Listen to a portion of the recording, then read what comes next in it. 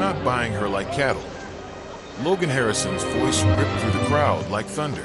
His hand slammed 3 months' wages onto the auctioneer's table. Silver coins jumping across would polished smooth by years of cruelty. Hannah Williams stood frozen on the auction block. At 55, her body trembled, not from fear, but from disbelief. No one had defended her in decades. Not once. Not when she worked herself raw. Not when she was passed from house to house like a worn tool. Not when she became invisible.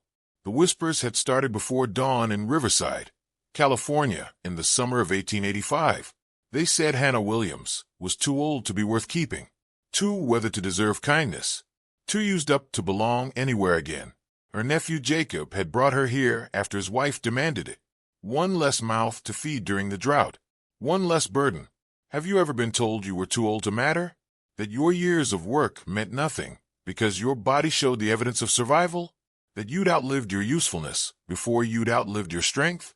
The sun burned white and merciless overhead. Hannah's bare feet scorched against the wooden platform, but she did not flinch. She had survived 55 years of being unseen.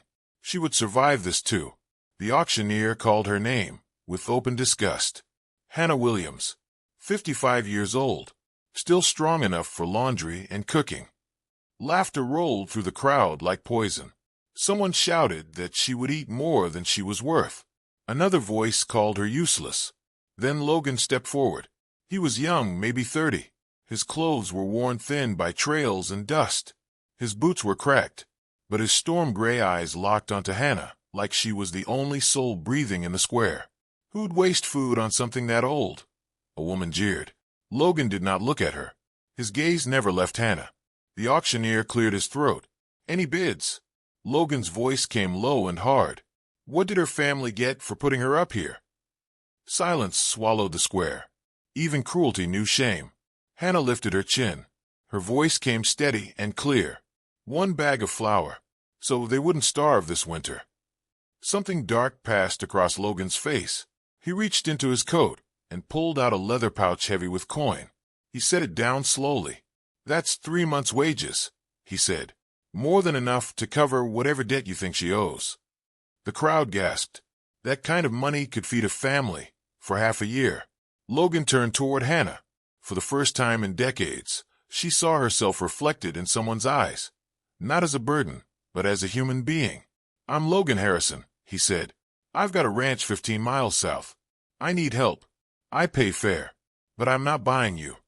He paused, then added, if you come with me, it's because you choose to. If you ever want to leave, I'll take you anywhere and give you enough to start fresh. Hannah's throat tightened. Why me? Because everyone else sees you as too old, Logan said softly. I see a survivor. The auctioneer shifted. What about the contract? The years of service? There are no contracts, Logan said firmly. She works for wages, same as anyone. He extended his hand. It was steady. Sure. Hannah stared at it for a long moment. Then she placed her weathered hand in his. Do you believe that sometimes being overlooked for years prepares you for the moment when the right person finally sees your worth? That age is only a limitation to those who measure value by appearance instead of character. The Harrison Ranch stretched across golden valleys that breathed under the California sun. Hannah stood in the doorway of a small guest room, her chest tight. A real bed. A door with a lock on the inside. Privacy.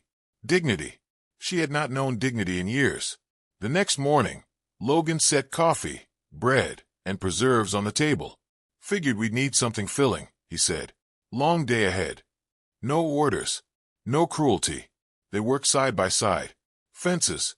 Barn beams. Dry creek lines. Hannah moved with the calm skill of someone who had worked a lifetime without rest. When they reached a collapsed fence, Logan lifted a post. These weigh about 50 pounds, he warned. Don't strain yourself. Hannah lifted 2 at once and walked on. Logan stared. You'll hurt yourself.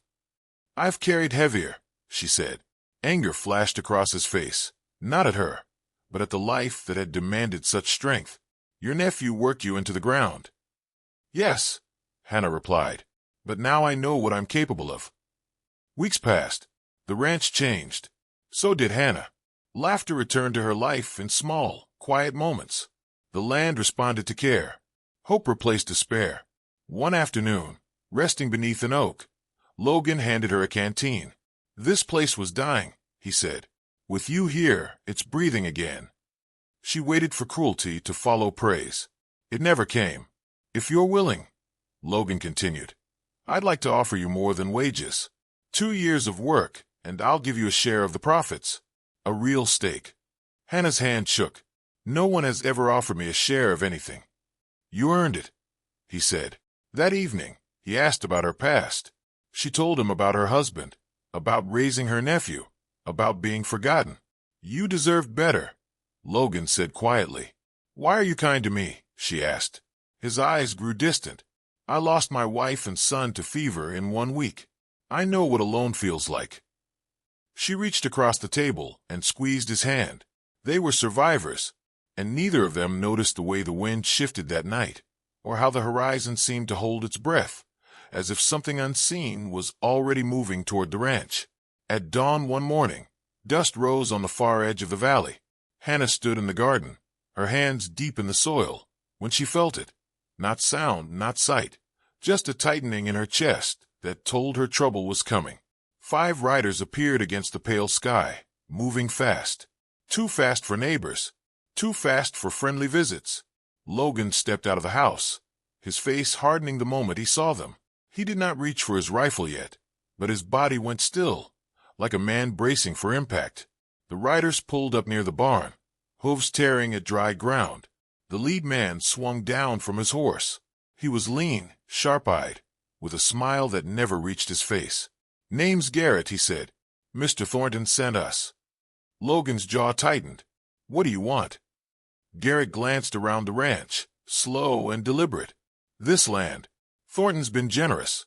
He'll buy it cheap, or fires start easy in dry seasons." Before Logan could answer, Hannah stepped forward. "There's a problem with your plan," she said calmly. Garrett turned, surprised. His eyes flicked over her, dismissive. "You think an old woman can stop us?" "I think threatening arson gets a man hanged in California," Hannah replied. "Violence leaves evidence. Fear makes noise. Real power doesn't need riders." For a moment, the valley held its breath. Garrett spat into the dirt. "This isn't over."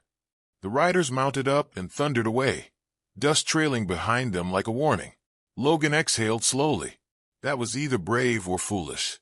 "They didn't hurt us," Hannah said, though her hands trembled. "That's what matters." But both of them knew something had changed. The days that followed felt heavier. The ranch still stood, the fences still held, but tension settled into the air, thick and unseen. Logan checked the horizon more often. Hannah noticed how his shoulders stayed tight, even at rest. They rode into town the next morning and spoke to the sheriff. The man listened in silence, chewing slowly, his eyes narrowing. He wrote the complaint down, his pen scratching hard against paper. "Thornton's been circling land like a vulture," he said. "You did right coming in. If he moves, he'll do it quieter now." Quieter did not mean safer. Back at the ranch, they worked harder. Logan repaired the barn roof himself, refusing help.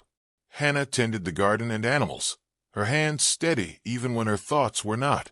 At night, she sat by the fire, listening to the wood crack, wondering how long peace ever lasted for people like them. One evening, Logan broke the silence. "You should leave for a while." Hannah looked up sharply. "Just until things cool down," he said. "Thornton won't risk trouble with you gone." She stood. Her back was straight. "I didn't survive 55 years to run now. This is my home." Logan searched her face, then nodded. "All right, then we face it together." A week passed. Then 2. On a warm afternoon, Hannah climbed into the barn loft to check the hay. The boards creaked beneath her boots. She took one step, then another. The plank gave way. Her body dropped into open space. Air rushed from her lungs as she swung, fingers clawing for something solid. At the last second, her hands caught a beam. Splinters tore into her palms. "Hannah!" Logan's scream ripped through the barn. He raced up the ladder, his face drained of color. He flattened himself against the loft floor, reaching for her wrists. "I've got you," he said, his voice shaking. I've got you. Her arms burned as he hauled her up inch by inch. When she collapsed onto solid wood, her breath came in harsh gasps. Logan pulled her into his arms, holding her like she might disappear if he let go. I thought I lost you, he whispered. I can't lose you. She felt his hands trembling. His fear poured into her like heat. You matter to me, he said finally. More than I can explain. Hannah did not pull away. You matter to me too. The words settled between them, heavy and true. Days later, Logan asked her to walk with him to the creek. The water ran low, sunlight flashing off stone. He stopped beneath the oak where they had rested before. I want you to stay, he said. Not just as help, as family. Her heart beat loud in her ears. I know life has taken more from you than it ever gave, he continued. But if you'll have me, I want a life with you. She looked at this man who saw her strength, not her age. Yes, she said, I will. They did not rush. They worked. They talked. They built trust plank by plank. Do you believe that the deepest love stories aren't about passion, but about two people choosing each other after the world told them they were both too broken to deserve it? That 55 isn't too old for a new beginning. It's exactly the right age to know what matters. Winter crept in early. One night, a knock came at the door. Logan reached for his rifle. Hannah stood behind him as he opened it. A young woman collapsed into the doorway, snow clinging to her hair. Please, she whispered. Help me. Her name was Sarah. She was running from Thornton. He had threatened her family, tried to force her into his service. Logan let her in without question. Hannah wrapped her in blankets, fed her soup, spoke softly until the girl stopped shaking. This ends now, Logan said. This time he brought the newspaper into it. Sarah told her story. Others came forward. The sheriff returned with warrants. Thornton was dragged from his ranch screaming threats. You'll lose everything, he shouted at Hannah. Logan stood beside her, his hand firm around hers. No, he said. We'll be just fine. Winter hit hard that year. Snow buried the fields and pressed against the walls like a living thing. The creek froze at the edges, and the wind howled through the valley at night. Still, inside the house, warmth lived, not just from the fire, but from something deeper. Sarah stayed on the ranch. She found her place quietly, never asking for more than she was given, never shrinking from work. Hannah saw herself in the young woman's guarded eyes and steady hands. You don't have to be loud to be strong, Hannah told her one afternoon as they baked bread together. Sarah nodded, storing the words like treasure. Logan worked harder than ever. He fixed what needed fixing and stood watch when the nights grew uneasy. He never treated Hannah like she was fragile. He listened. He trusted her judgment. That mattered more than any promise. One evening, Logan spread papers across the table. This is your share, he said. Hannah stared at the numbers, her breath catching. Real ownership. Real proof that her work mattered. I never thought I'd see this, she whispered. You built this with me, Logan said simply. As winter deepened, fear sometimes crept in during the quiet hours. Hannah would wake in the dark, her chest tight, haunted by the thought that something so good could still be taken away. Logan always felt it. He would reach for her hand without opening his eyes. You're not alone, he reminded her. Not ever again. The baby came in February, during a cold snap that turned breath into smoke indoors. The doctor arrived just before dawn. Sarah heated water. Logan paced until Hannah cried out, then knelt beside the bed, gripping her hand. Pain came in waves, hard and unforgiving. Hannah bore it the same way she had borne life, with grit, with quiet resolve. When the final cry broke the air, sharp and alive, Logan collapsed into tears. It's a boy, the doctor said. Logan held the tiny, squirming life with hands that once feared touching anything fragile. He's perfect, he whispered. Hannah watched, exhausted and glowing. What shall we call him? Samuel, Logan said. After my father. Samuel Harrison. Hannah repeated softly. Sarah stepped closer, eyes wet. May I hold him? Of course, Hannah said. You're his sister now. In that moment, Hannah understood what family truly meant. Not blood that abandons, not duty without love, but choice, care, staying. Spring came slow, but sure. Grass pushed through soil in soft green waves. The ranch breathed again. News traveled fast in small towns. People who once laughed at the auction now tipped their hats when Hannah passed. Some looked ashamed. Others looked unsure how to face a woman who had survived what they helped create. Logan never let her walk behind him. Never ahead either. Always beside. At the harvest festival, lanterns glowed warm against the night. Hannah stood with Samuel in her arms, Logan's hand steady at her back. "This is my wife," Logan said when the murmurs rose. "She saved my ranch. She saved my life." Applause spread, slow at first, then strong. Later, under the stars, Logan placed a simple silver bracelet on Hannah's wrist. It was carved with 3 shapes: a mountain, a barn, a woman standing tall. "You were never too old," he said. "You were always exactly right." Hannah leaned into him, tears shining. Years later, she would sit on that same porch, watching her son run across fields she helped save. She would think of the woman she once was, standing barefoot on a wooden block, waiting to be discarded, and she would know the truth. She was never too old for love. She was never too old for purpose. She was never too old to matter. She was exactly where she belonged.